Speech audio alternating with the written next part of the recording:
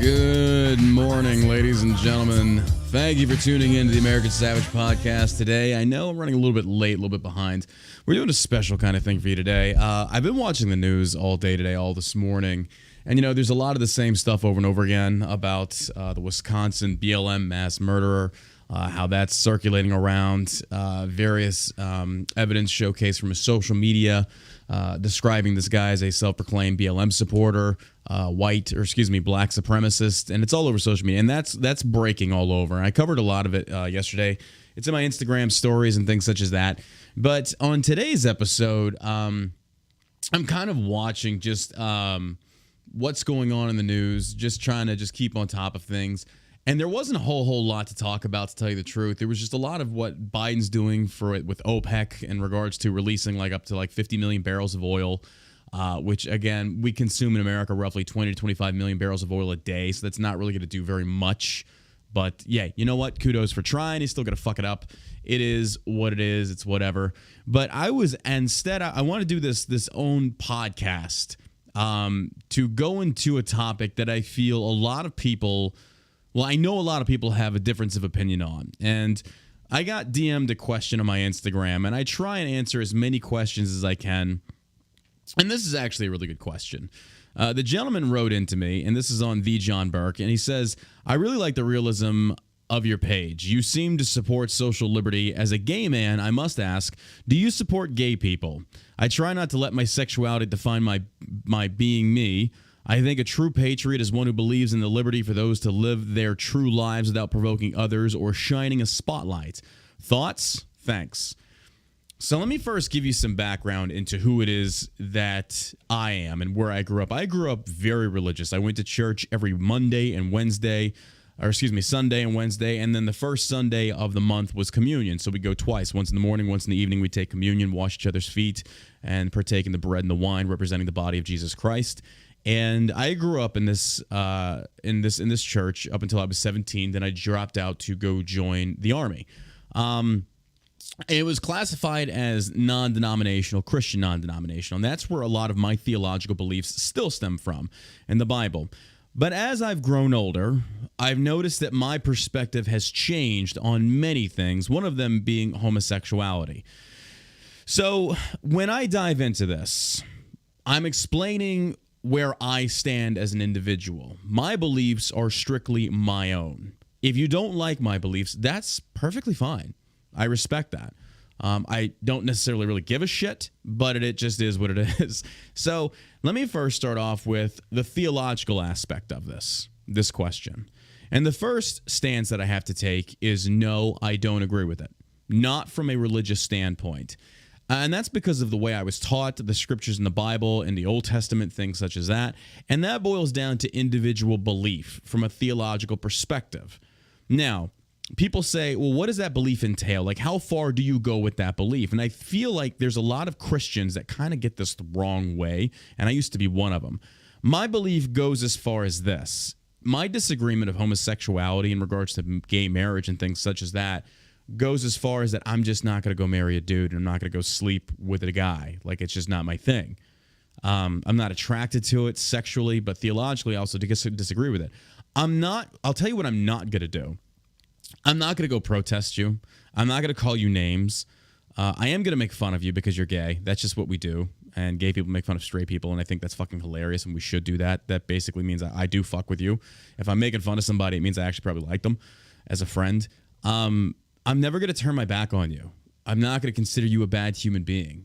I think that we just disagree on whom it is that we love, and I'm not going to protest you. I would let you into my house. I would offer you a room to sleep, a cold glass of water, as Christ himself said. Because essentially at the bottom of it, at the core of it, I am not your judge, jury, or God. I think I will stand accountable for my own beliefs and actions when I stand before God and face my own judgment. And I think I've made myself very clear that theologically, from a Christian perspective, I don't agree with it.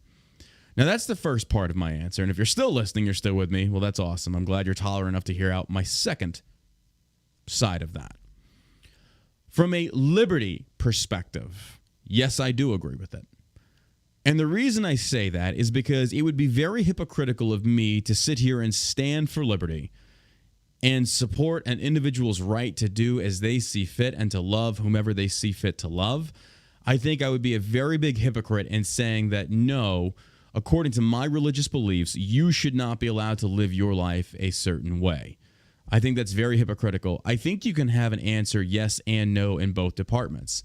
And what that means also is that I do believe legislatively you should be allowed to go out and do that. I don't agree with it, but again, I cannot cherry pick what freedoms you wish to practice, what individual liberty you wish to do, or how you live your life. I think it's very hypocritical. Now, I'll take it even a step further. And this is where I think I lose a lot of people. And well, let me first backtrack real quick. To the Christians out there that are very evangelical, that are very in the idea of that we should bring everyone to Christ, you know, I normally don't like discussing theology because theology cannot be proven. It's all faith-based, and then Christians are like, oh, I can prove God exists. Like, if you can prove God exists, there'd be no need for faith, which invalidates your very reason for believing in God to begin with. But from my point, I think God, I do believe in predestination. I believe that God knows who will and will not believe, but he also gives you free will to choose. I think Jesus was a wonderful example of someone that can turn the other cheek, that can love your neighbor. Jesus did not come for those that are perfect, they're good the way they are. Jesus came to hang out with the murderers, the thieves, the prostitutes, those people. That's who he came for. So I think Christians kind of get it backwards a little bit. So I'm not going to sit there and pass judgment on someone that chooses to do what they want to do. Do I agree with it? No, I'm just not going to go out and partake in it. So that's where I think a lot of Christians, and I shouldn't say get it wrong. I think I don't agree with how they see it, because realistically, like I said, when it comes to theology, it's very difficult to have a debate and prove your side right, because essentially we're arguing based upon a book that has been translated numerous times. There's probably a lot lost in translation, and things such as that. But to go back to the liberty perspective, the next step that I take it to is that I don't agree with us having to actually go before a judge to seek permission to marry someone. Now, naturally, there's a lot of religious people out there that would say, okay, well, marriage was founded in a religious institution.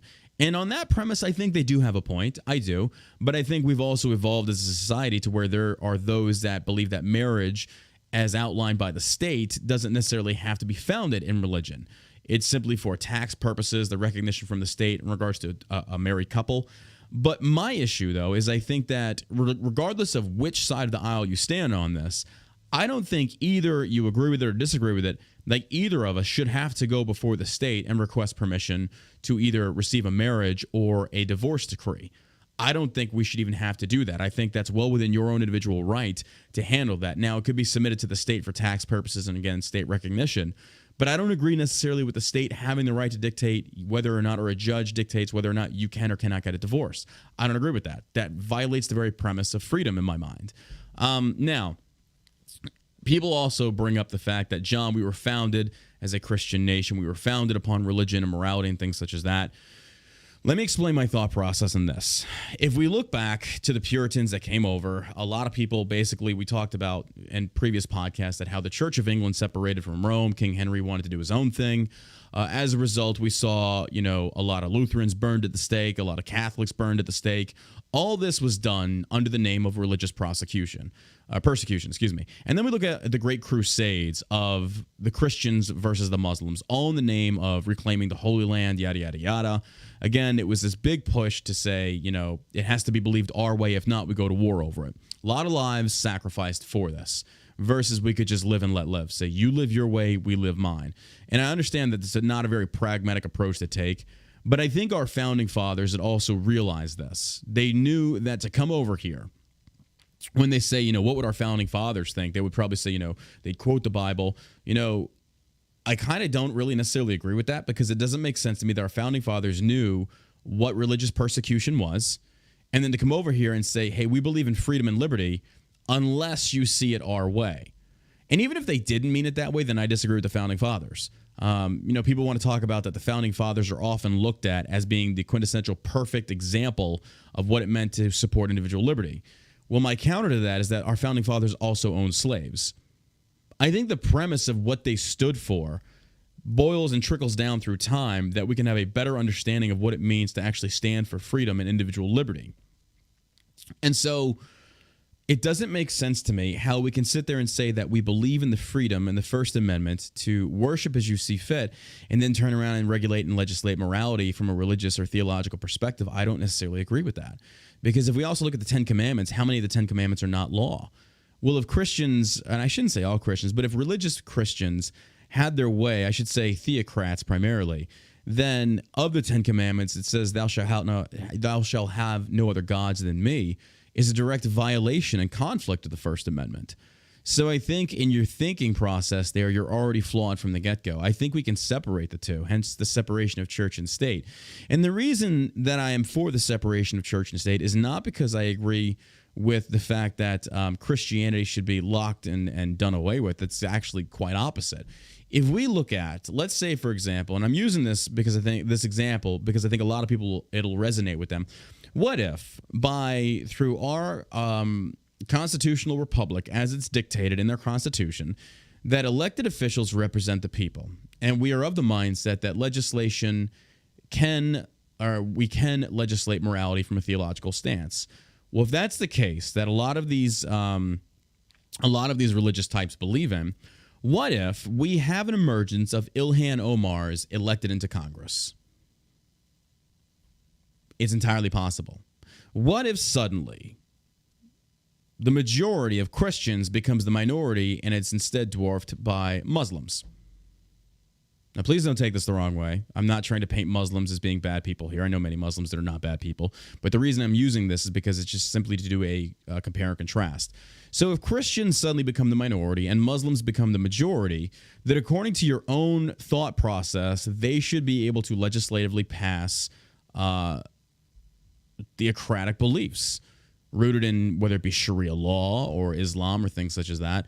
Well, then you suddenly change your stance. Like, well, no, that shouldn't be allowed. And I agree with you. What should happen is that legislation favoring any singular religion should not be allowed.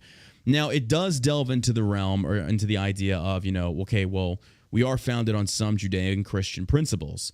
Yes and no. There are many religions out there that believe that murder is inherently wrong. If you actually look and trace back a lot of the religions that exist today, the foundations of said religions, there's a lot of similarities there. So I understand both sides of this perspective, but the way I stand now, and I used to not stand this way, I used to stand in for more of a theocracy in the sense of we should be ruled under Christianity, under a Christian rule. Well, then I was posed this question. It's a very good question. Well, then under which sect of Christianity? Because there's various different types of Christianity. There's various different interpretations of the Bible from various different prophets out there. You have all kinds of religious or all kinds of Christian beliefs. So then if we're saying that we should go by Christian principles, well, then which Christian principles? Because then we still have disagreement within our own faith of how interpretation of the scriptures should be carried out. Do you see where I'm going with this? And so ultimately at the base, I think that we should just be allowed to live and let live. And that's why the separation of church and state is so crucial. I mean, even back during the days, Thomas Jefferson even realized that the Church of England was the established church in America, and it was actually favored.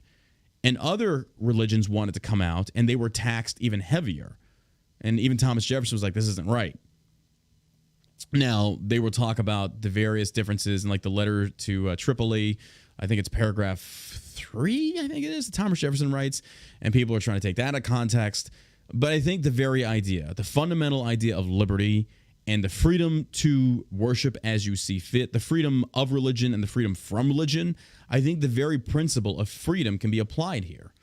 I think that we can possibly have this idea and understanding of you should be allowed to worship as you see fit, and there should be no law passed regulating your religious beliefs. Now, there will be a slight conflict on that because we talked about, like, for example, multiculturalism. You have, say, for example, some religions that believe that a man should be able to marry multiple wives. And of certain religions, there are certain things allowed that normally wouldn't pass in regards to law here in America. For example, the degradation of women, the beating of women, things such as that, it's illegal here. So there is a conflict of interest in regards to legislation against certain religious movements and their beliefs. And there we do have a very interesting conversation. But ultimately, human rights, I believe, trumps everything. So if your religion is in direct violation of human rights, there's going to be an issue here in America. Versus you go someplace overseas in the Middle East, say, for example, Iraq or Afghanistan, and you are, a woman, you naturally are at the bottom of the totem pole. And I don't necessarily agree with that. I think individual liberty applies to male or female. And before I forget, I always get hit with this question from people that want to demonize libertarians, and I don't necessarily identify as a libertarian. I'm just more of a constitutionalist at this point. But I do have to ensure that I hit on this topic, that what two consenting adults do behind their bedroom door is none of my business, and it's none of the government's business. I don't care what you do. Now, with that being said, when it involves children, I am adamantly against you. Okay? I feel like I do need to put that out there. When you try and sexualize children, regardless of which side it is, I am your enemy. I am 100% your enemy. I do not agree that even if a child gives consent to an adult, no, absolutely not. That is disgusting. It's immoral. It's reprehensible. I don't agree with it. But if you look back throughout the history of time, even in the biblical times, there were boys and girls getting married to older people. But that was also during that time. And in our day and age, I don't agree with it. I also don't agree with it back then either, to tell you the truth. I think a child should be allowed to be a kid. But I know those are different times. I understand that. That's why you cannot basically hold historical figures to a contemporary politically correct standard. It doesn't work. Times are different back then. It's not necessarily that I agree or disagree. It just was the way it was back then. In today's day and age, absolutely not. I don't agree with it. And I don't agree with it back then. But like I said, I understand how the times were back then. So I feel like I need to clarify on that. Because somebody instantly on my DMs are like, so you support, if a child gives consent. It's like, no, I don't support that. That's the stupidest fucking thing I've ever heard. And those that are trying to legalize it or push to have it legalized, I am adamantly against you. I don't agree with it. I think it's disgusting. To even be attracted to a child, I don't personally understand it. I think it's just so far off the mark. I think you have issues, quite honestly. And I think the penal system should be a lot worse for pedophiles and things such as that. But that's what happens when liberalism takes effect and you have a weak judicial system, because that shit flies. So, but that's where I stand on gay marriage. So like I said, from a theological perspective, I disagree with it. But from a liberty perspective, I agree with it and I support it. And I think that you should have the right to do as you see fit and love whomever it is that you want to love and live your life according to your own values and morality. And I don't think that should be dictated by the government. But I think people just conflate the two issues. They want to see their side forced on the other, which again is in direct violation of individual liberty. I don't agree with that. So I hope that explains it. And if people don't like my theological stance in regard to disagreeing with it because I don't think it's right in the eyes of God, tough shit. That's just the way I believe, and you can't change that. That's my freedom to worship as I see fit. Which again, I hope Christians can understand that me believing such a thing also means the government cannot come in there and basically say, oh, no, you have to accept it. No, I don't. I absolutely do not have to accept it. And that's your right not to, or to accept it. So I hope that makes sense. I hope I did a better, I hope I did a good explanation of that. I've been asked that many, many times out there, and my opinion has changed over the years. In a sense, like I talked about how, I used to believe that, legislation should be dictated from a Christian morality, sense of morality. And it's like, well, at what point? Because if you look in books that I think Paul wrote to the Corinthians, he talked about how women should not take up garments pertaining to a man. They shouldn't have their head shaven or shorn. There's various different degrees in which people will actually accept biblical word or the interpretation of such. So I think it's just one of those live and let live. Live and let live, worship as you see fit, love whom you want to love, don't involve the children. And I know this is a very... it's hard to explain this because, it's normally never pragmatic to say that we should live and let live in mutual respect because it never happens. The human condition comes in. In fact, to be honest with you, the one person that I had to get rid of on my Instagram page in my most recent post was a Christian. He was a militant Christian trying to come on there and say, you should pick a side. It's like, I am picking my side. My side is I have my individual beliefs. But when it comes to liberty, I have to agree and stand with the freedom of everybody to worship as they see fit. So, but I know there are people out there like Milo Yiannopoulos and places like that talk about how multiculturalism doesn't work. And to an extent, I do agree with that. But I think there has to be a modicum of adaptation from foreign people that come to America, and understanding American law must be respected. So if your religion calls for something else, especially regarding violence towards those that disagree with you, then you either conform to our law or you go back to where you came from. You still have the right to worship as you see fit, but you do not have the right to inflict violence or harm on other people based upon your religious principles. I don't agree with it. So you take that as you want, ladies and gentlemen. Those are my beliefs. If you don't like them, that's fine. I'm not going to force mine on you, and you're certainly not going to force yours on me. And that's the beauty of liberty. So, but yeah, radical Islam, excuse me. I should definitely clarify that. So, and don't get me wrong, like, please, I'm like, my God, my fencing teacher's Muslim. We get along great. Total off topic.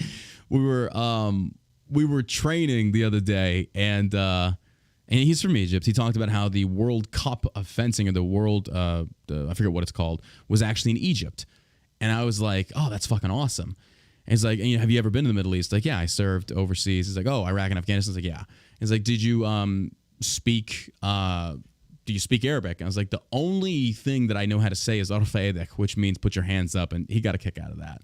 So he's a Muslim as well. So it's funny, though. Good question here. It says, what's your thoughts on churches accepting married gay couples into their church to worship? Personally, I think it's much like Paul instructing Timothy to allow the man with multiple wives to join the church and not force him to divorce all but one. He's not allowed to become an elder or deacon, but he can join and worship and be saved. So do you think gay married couples are any different? Once married, can they join the church, worship, and be saved while still continuing to be married and sleep together like the man in multiple lives? So this is going to be a doctrinally based question, and I know many churches will accept it and many churches will not accept that. In my mindset, it's one of these things to where, say, for example, if you're a Christian and you see that, and we all have our troubles, we all have our demons that we fight on a daily basis.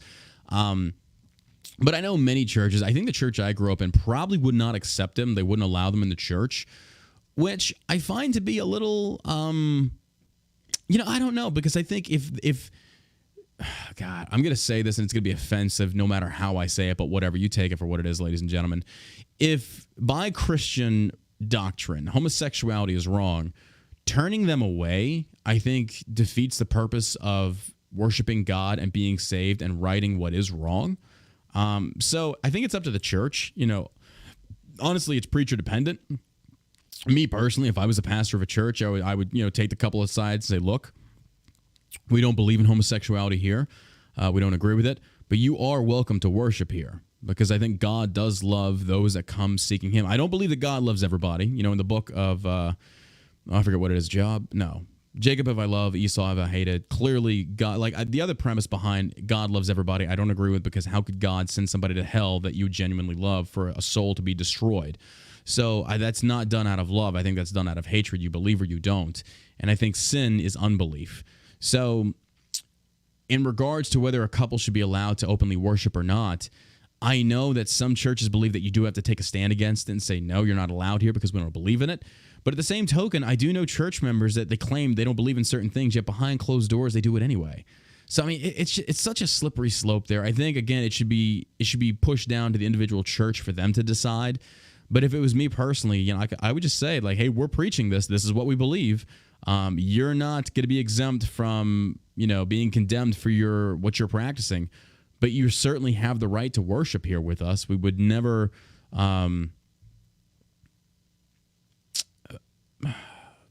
pass judgment, but I know everybody passes judgment. That's human nature. So, but I think that the basis, of it is just it's church dependent.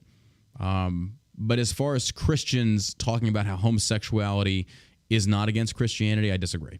I remember there was, I had one friend of mine, we had a falling out. He tried to misrepresent and misquote Bible verses in order to support homosexuality. And again, like I said, it's just one of those things of like, live and let live, do what you want. I personally don't care. I'm not your judge. I'm not your jury. I'm not your God. But I encourage people that, go out, and I know religion is very difficult for a lot of people to fathom, especially sometimes for me as well. Like, we are trying to argue things based and rooted in logic and common sense and facts. And then you bring in religion, which is realistically none of those. It's all faith-based. It's very difficult to argue that standpoint. So that's why I'll argue politics all day. But when it comes to theology, no, I don't. I don't like debating that because, again, it's all faith-based. We all believe individually different things, and that's perfectly fine and acceptable. So that's just for me personally. So, but that's where I stand on the matter. And if somebody can change my mind on that, I'm usually open to hearing other people's perspectives. But this is years of having thought of it. And it's just, that's where I stand. As an American, I have one belief, but as a Christian, I have another. So that's just me, personally. And I don't want my beliefs forced on anybody else. You all have the right to believe individually and worship as you see fit and love as you see fit. But I do believe at the end of time we will stand accountable for what we did or did not do and what we did and did not believe according to God and the Scripture. So you take that as you want. I'm not ashamed of my beliefs. I will never hold back from talking about something like this and say, this is how I believe. This is why I believe it. I'm not ashamed. I'm certainly not ashamed. And yes, there is a lot of blood on religious people's hands. All religions, Jews, Gentiles, you talk about the Ottoman Empire, you talk about the Christian Empire, the Byzantine Empire. Like, there's so much blood founded in religion because I believe at the beginning of time that people felt like, we have to anybody that doesn't believe as I believe, we have to kill and get rid of. But we have definitely evolved out of those times. So, and like I said, there's many things in the Bible I can't explain. I don't understand. So, I just take it as I see it. And then you believe in a fivefold ministry according to the book of Corinthians, I believe it is, that Paul talked about your prophets, your teachers, your evangelists, your pastors and stuff like that. So that's just where I stand on that. So, and I'm not trying to offend anybody. Please don't take it that way. And like I said, I would never turn my back on someone that's gay. Like, I wouldn't. Just not my thing. Unless you're just a shitty human being, in which case go fuck yourself. I don't care. But outside of that, yeah, that's where I stand. On my beliefs there. I think the older I get, the more I start to understand mercy and grace because, good Lord, we all need it. None of us are perfect. And I start to kind of understand more so of the ministry of Christ and how I think a lot of people, especially pastors, misrepresent it. I think your Joel Osteens are some feel-good pastors that won't ever touch doctrine because if they do, they get canceled. And then you have others that are just fire and brimstone. And, the more I grow up, the more I start to understand that if we are truly made in the image of God, if we are reflections of God, God also loves, he laughs, he hates, he like, how could he make us without emotions that he himself does not possess? So when people say that God doesn't hate people, I disagree. I think God hates Satan. I do believe that Satan does have demons. I believe people that worship Satan are of his line, his lineage, serpent seed, if you want to call that. But yeah, that's where I go with it. So yeah. Never turn your back on again. You get where I'm going with that. I'm certainly going to make fun of you because that's just what we do. And that's when did God hate someone? It says, Jacob have I loved, Esau have I hated. And then explain to me why God could send anybody to hell that he loves. Like, could you really send somebody to have their soul destroyed, their body and soul destroyed, to be tormented in hell, and you love them? I don't agree with that. So I think the whole God loves everybody thing is just it's a very geriatric religious way of looking at things. I don't necessarily agree with it. That's just the way I stand. If God even said Esau have I hated, that's just the way I see it. So, and here's the thing. If my beliefs somehow piss you off, well, tough shit. I mean, I don't know what you think about that. Like, I don't understand how, if I believe it a certain way, how other people feel threatened by that. Like, I can actually sit here and have a conversation with a Muslim man or a Jew, and their beliefs that differ from mine, I'm not offended by that. I just simply am comfortable and secure in the fact that I have my own beliefs. This is how I see things. This is how I'll do my best to live my life, which I'm just a poor example of a Christian. So please, when I say Christianity, I'm the worst example. I cuss, I dip, I got to stop. I'm aware of this. I'm clearly aware of this. But either way, though, I mean, if you look at like the history of David, they talked about that David was the apple of God's eye, and David had Uriah killed on the front lines because he wanted to be with Bathsheba. David did a lot of things wrong, and David suffered, but David was also had a very penitent heart. He genuinely asked for forgiveness for the things that he did wrong. And I think the way I grew up, though, and this is why I've been turned off to modern day religion or organized religion, is because we are all flawed. We were flawed from the Garden of Eden, whether how you believe it occurred or not. We're all flawed human beings. Therefore, we have a requirement of needing grace. And we should strive to do the best that we can to be the best human beings possible. But also understanding and giving ourselves a little bit of leniency and understanding and mercy that you're not going to get it right. You are going to screw up. You are going to say the wrong thing. You're going to do the wrong thing, and things such as that. So, I mean, that's just, I think that a lot of people get that wrong. They feel like they have to exemplify the perfect Christian, and that gives the other people that don't believe fuel for ammunition against them, saying, well, I thought you were a Christian, you believe this. It's like if you sit there and you try and pretend that you're a perfect individual, you are going to fail so hard versus you accept your humanity and also accept grace. So, but all right, that's all I have to say on that topic. Those are my beliefs. And if you don't like it, then you believe according to how you believe. And we will both individually live our lives as we see fit. Neither of us involve the children. You marry who you want. I'm probably never getting married again, though, because I've already been married twice. And according to the Bible as well, that's wrong. There is no divorce unless, in the Bible, it definitely favors the man over the woman. But yeah, so I'm already kind of over 2. So I don't think a third marriage is in the lineup, but who knows? I don't know. Third time's a charm. So, but all right, ladies and gentlemen, thank you for tuning in for this podcast. I know it's not a lot to cover in the news, but I kind of wanted to put my own viewpoints out there so people can go back and reference this podcast and see, well, where does John stand on homosexual marriage? That's my stance. But also don't forget we have Black Friday coming up. And I appreciate y'all's love and support of shellshockcbd.com.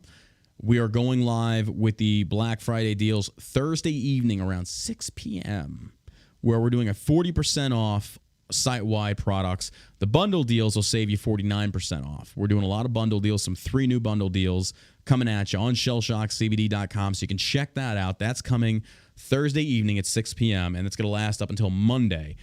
So for those that don't know, if you've never been involved in the business realm, let me let you in on a little insight here. We are going to be taxed on all inventory that we have beginning in the new year or at the end of the year. So that's why a lot of companies do Black Friday, because essentially if we're not getting rid of this inventory, we're getting taxed on it, which I'm telling you, the amount of taxes you pay as a small business owner is just preposterous. It's ridiculous. It would blow your mind, the amount of stuff that we have to pay in every freaking, we pay monthly now, and it's just ridiculous. That's just nuts to me. So that's another reason why I don't like government intervention. I hate the government. So we're taxed so freaking hard left and right over the dumbest things that don't even affect us. And that's why the government gets so much money and then they misspend it. And that's why I hate big government. So, but again, that's shellshockcbd.com. You can sign up for the email list to be notified once the site goes live or the sales goes live. You just go to shellshockcbd.com. Up until then, you can use code BURK to save yourself 10% off of any purchases. And we appreciate your love and support. We can't thank you enough for making Shell Shock grow so quickly and allowing me to do this podcast, to come back to it. So y'all incentivize us to continue doing stuff like this, making great content for you. It's enabled us to hire people, to expand the business, to allow myself and Josh to come in here and do this every day. And it says, hey, John, how do the asteroid candies compare to the Delta 8 gummies? The asteroid candies are 8 milligrams per little ball, so you can kind of microdose, versus the gummy is 25 milligrams as a whole. So therein lies the difference. So if you want to microdose it, the asteroids are great, or you just eat less of the gummy, and the asteroids taste really good. We also have the Weedos and Doritos. They taste like a hot Cheeto and then a Dorito. Also, Delta 8 will get you high. Keep that in mind. But yeah, that comes Thursday at 6 p.m. I'll be announcing it. We'll be doing the podcast and stuff like that. And again, it's going to be first serve, first come, first serve. And yeah, so we're trying to get rid of all inventory so don't get hit some serious taxes at the end of the year because this government is so stupid.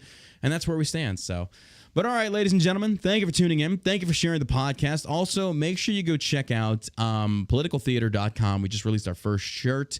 The Buckeye 76 is rating with a party. Hey, thank you, man. Appreciate the raid. We're about to end it, actually, though. But thank you for being here.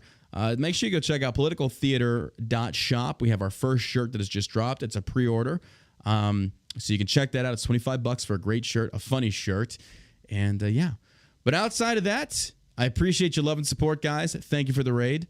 And I will talk to y'all tomorrow for the All American Savage Show podcast right here. You guys are freaking amazing. I'll probably be doing some streaming on Twitch to show you all the packing process of what we're dealing with Black Friday. We're expecting a couple thousand orders, and we're going to be in here on Friday morning packing your orders and getting them out as soon as we possibly can. So that way, because last year, oh my God, I think we were up to like 2 weeks of just packing orders, trying to play catch up. This season, we're on top of it the very next day. The families were, tomorrow we're catering Thanksgiving dinner here for the employees. We're getting everything prepped and ready to go. And then come Thursday, we launch it, we get started with it. And then Friday, a lot of us are going to be in here and just getting on top of those orders to get them out to you as soon as possible. So, again, I know I say it too much. Well, I can never say it enough. But thank you for supporting ShellshockCBD.com, whether you purchase CBD products, sleep products, Delta 8 products, soon to release Delta 9 products. We have a lot of great things coming to you in this new year. So until then, ladies and gentlemen, as always,